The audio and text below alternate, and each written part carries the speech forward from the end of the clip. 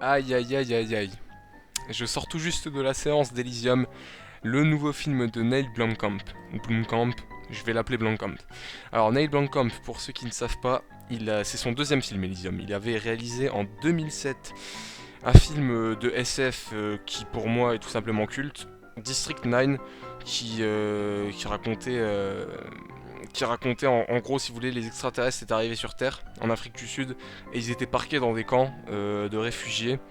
Et c'était un film tout simplement génial qui traitait de plein de thématiques, la ségrégation, qui était une énorme satire sociale, qui traitait du racisme, des disparités qui existaient entre les populations, de la ségrégation encore très présente en Afrique du Sud. Euh, de tout plein de thématiques absolument géniales. Pour un budget de 30 millions de dollars, il était visuellement impressionnant. Il avait été produit par comment il s'appelle, Steven Spielberg, ou alors Peter, non, c'est pas Peter Jackson, produit par Spielberg, je dis pas de bêtises. Et il était tout simplement hallucinant à l'époque. Non, 2009, là j'ai la date de sortie sous les yeux, sorti en 2009. Il était tout simplement impressionnant, aussi bien visuellement que dans son scénario qui était vraiment original. Tous les ressorts scénaristiques étaient vraiment originaux, visuellement vraiment impressionnant, et l'acteur avec un gros accent sud-africain, Charlton Copley, qui était tout simplement éblouissant. Du coup, honnêtement, si vous n'avez pas vu District 9, foncez, surtout si vous avez été déçu par Elysium, parce que c'est pas du tout la même chose. Et pour parler d'Elysium, on va en parler. Donc, est-ce que j'ai aimé le film? J'ai été très très très déçu. Je m'attendais pas du tout à ça. J'ai été très très très déçu. Est-ce que c'est un mauvais film pour autant? Non. C'est un film bon. Je dirais pas très bon, mais c'est un bon film. Ne serait-ce tout d'abord pour sa réalisation. D'abord, Elysium, c'est quoi? Alors, Elysium, en gros, c'est une station spatiale. Si vous voulez, ça se passe vers les années 2150 et quelques. On s'en fout de l'année exacte. De toute manière, c'est juste un prétexte pour l'histoire. Les riches ont fui la Terre. Ils vivent sur une station spatiale nommée Elysium, qui a sa propre atmosphère, tout va bien, pépère, il y a la nature partout, des gros palmiers, des grosses maisons de riches, etc.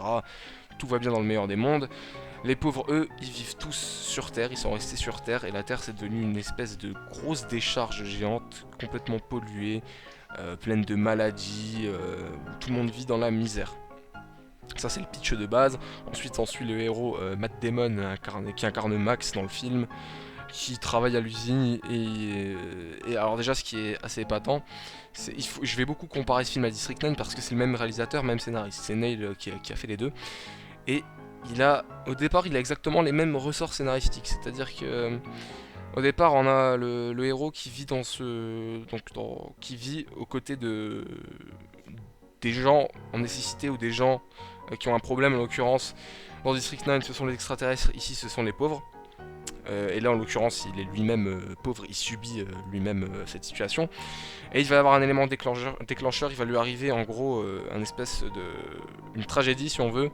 Il y a une épée de Damoclès qui va lui tomber dessus, qui va le forcer tout simplement à prendre parti.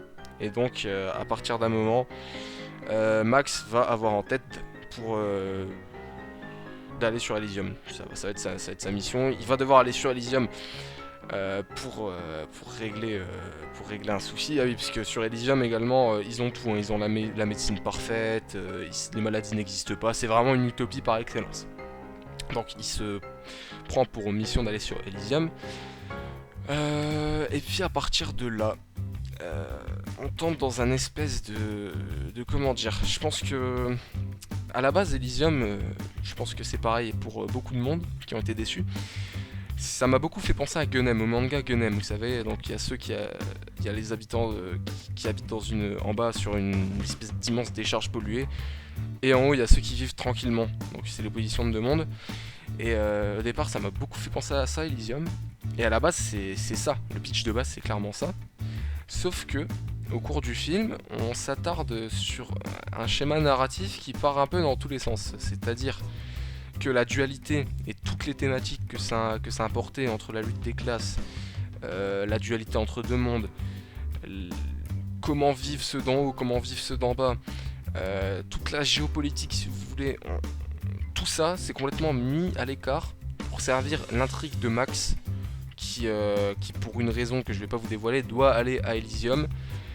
Et en gros, on dirait que tout ce background mis en place, c'est juste un prétexte pour un prétexte à l'action. Voilà.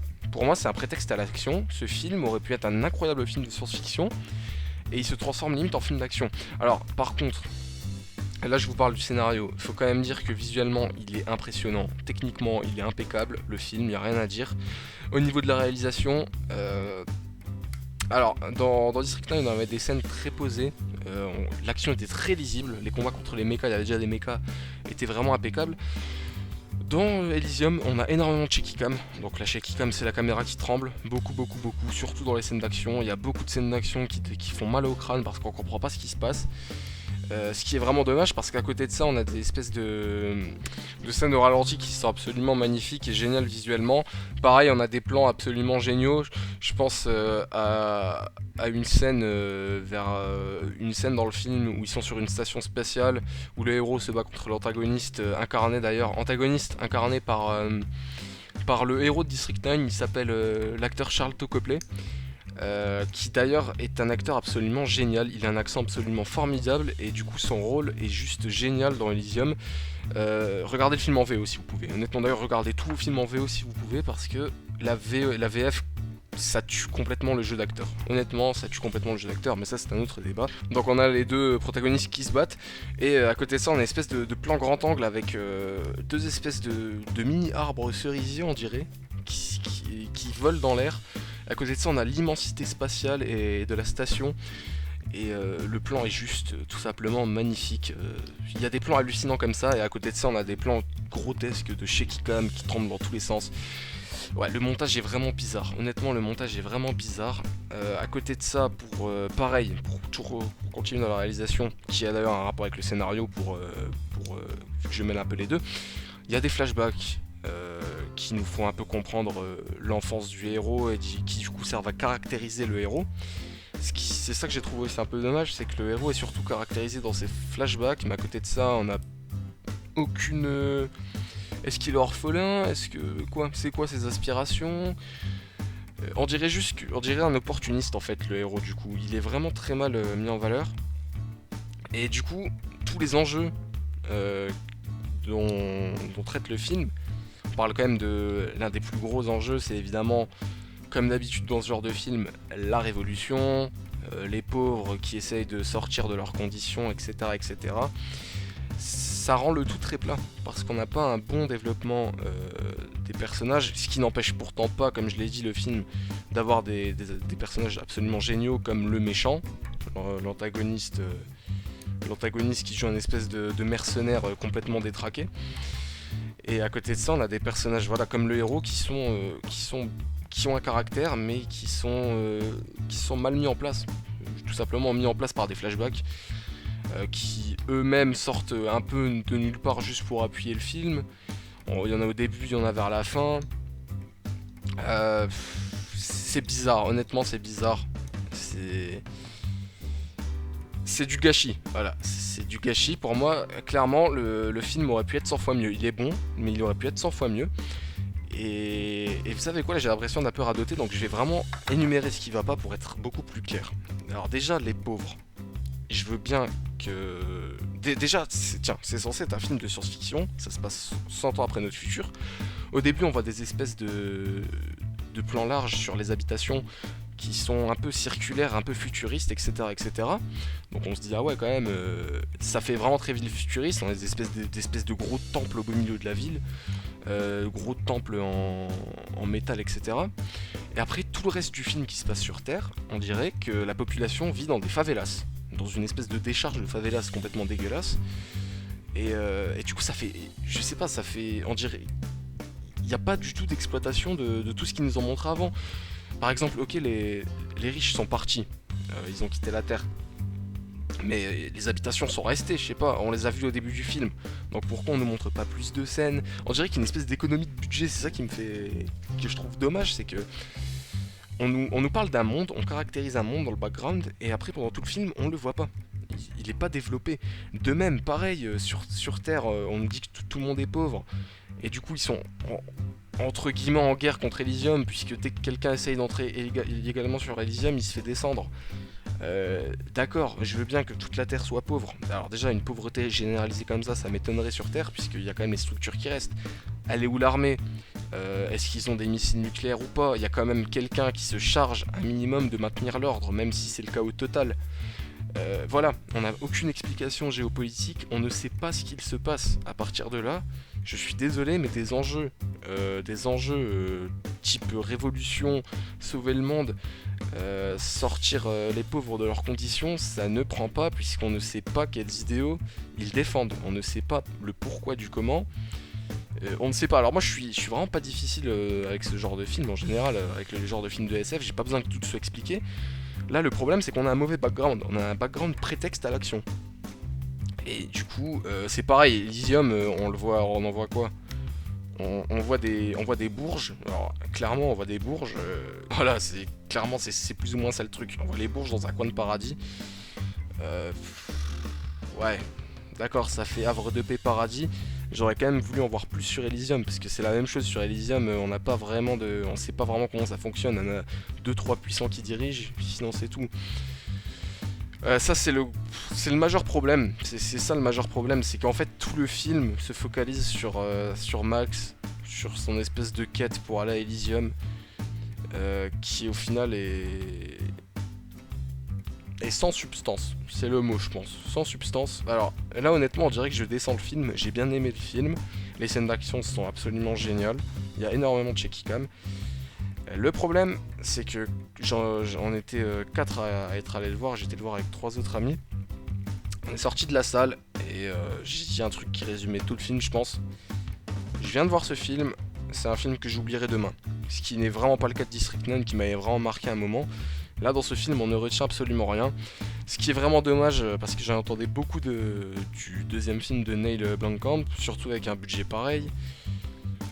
J'en ressors vraiment assez déçu, ce qui n'ont pas empêché donc les acteurs d'être très bons, visuellement magnifique, l'animation des robots, c'est un monstre technique hein, Neil, ce qu'il vous fait avec les effets spéciaux c'est juste c'est hallucinant, c'est vraiment hallucinant, le film vaut le coup d'être vu.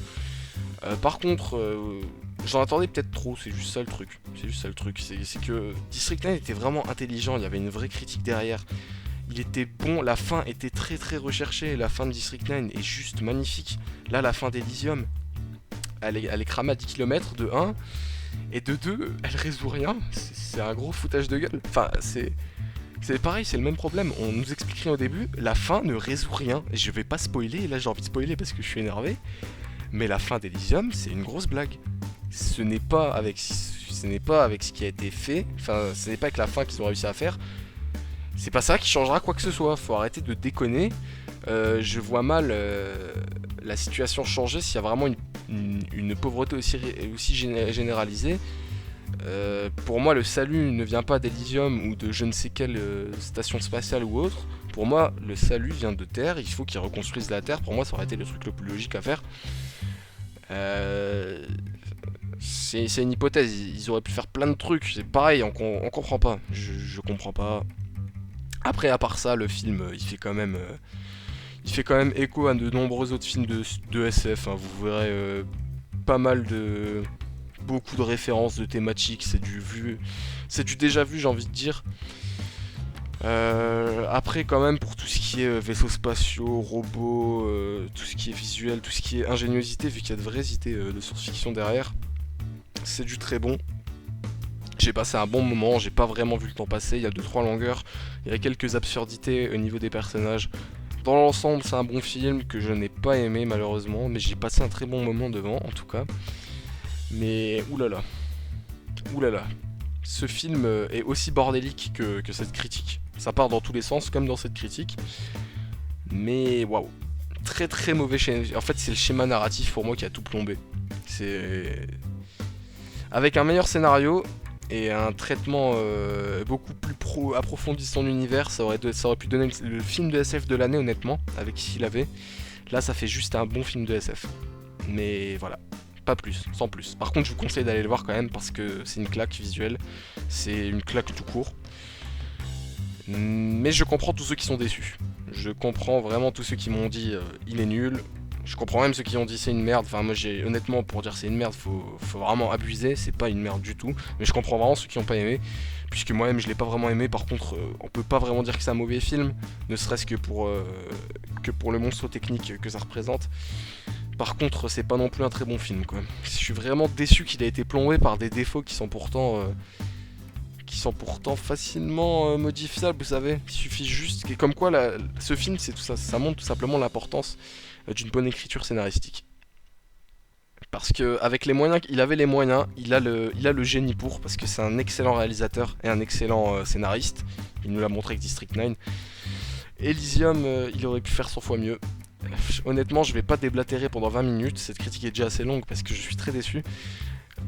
J'espère juste qu'il fera un troisième film meilleur, mais ça reste quand même un bon film, avec de nombreuses thématiques sous-exploitées. On dirait qu'il a essayé de brasser trop, on dirait qu'il a essayé de mettre trop de trucs, mais qu'il les a laissés là, comme ça, sans les développer. Il a juste mis, il s'est dit tiens je vais mettre ça, je vais mettre ça, je vais mettre ça, je vais mettre ça. Je vais mettre ce thème là, ce thème là, ce thème là. Je vais mettre un complot par-ci, une révolution par-là, une histoire d'amour par-ci, une trahison par-là, enfin... trop gros mélange, trop gros mélange de trop de choses. Niet. Voilà, il est à peu près, il est très tard alors où je réalise cette critique, donc j'espère quand même avoir été assez compréhensible. J'ai fait quelques notes. J'avoue que cette critique est un peu partie dans tous les sens, je vous l'accorde, inutile de me le dire. Mais j'ai quand même bien donné le ressenti du truc, je pense. Donc laissez-moi vos avis sur Elysium, les amis. Prochain film à ne pas rater, Kick-Ass 2 et The World End. Et j'assisterai également aux avant-premières de The Conjuring, le nouveau film de James Wan, et de Your Next. Donc vous aurez toutes ces exclus d'ici une semaine. Voilà. Enfin, ces deux exclus là d'ici une semaine et ensuite à la fin du mois. A bientôt. Petit commentaire juste après la critique, vu que j'ai réécouté ma critique et j'ai oublié juste de parler au niveau du rythme du film. L'action, il y a... Enfin, c'est pas qu'il y a de l'action en permanence, c'est juste que le rythme est beaucoup trop... Il n'y a aucun climax en fait, il n'y a pas de climax dans le film, enfin de climax, si vous voulez, il n'y a pas de point culminant, il n'y a pas je dirais pas le coup de théâtre, mais il n'y a pas l'acte final du film, il n'y a aucun climax, vous savez, où vraiment le film me pète et s'envole complètement. On dirait que là le film suit juste une courbe droite, soutenue, un rythme soutenu, où tac tac tac, il se passe ça, il se passe pas, il se passe ça. On dirait que le film n'est qu'un enchaînement de situations. Qui ne prend vraiment jamais. On dirait que tout simplement la poudre ne prend pas pendant tout le film. C'est vraiment ça le gros problème du film, qui découle directement de tous les problèmes que j'ai énoncés plus tôt. Voilà, si jamais vous n'êtes pas d'accord avec moi, n'hésitez pas à me répondre. J'espère qu'il y en a beaucoup qui seront pas d'accord avec moi ou qui auront trouvé tout ce que j'ai dit complètement faux. Je suis vraiment prêt à débattre avec vous parce que j'aimerais vraiment trouver beaucoup d'autres points positifs à ce film, autre que sa technique et sa réalisation, ses effets spéciaux, ses quelques bons acteurs. Et de la musique aussi, j'ai oublié de parler de la musique, une musique au piano qui m'a marqué, je sais plus vraiment laquelle c'est. Bonne utilisation de la musique également. Je m'arrête là pour cette critique à rallonge et je vous dis à ciao tout le monde.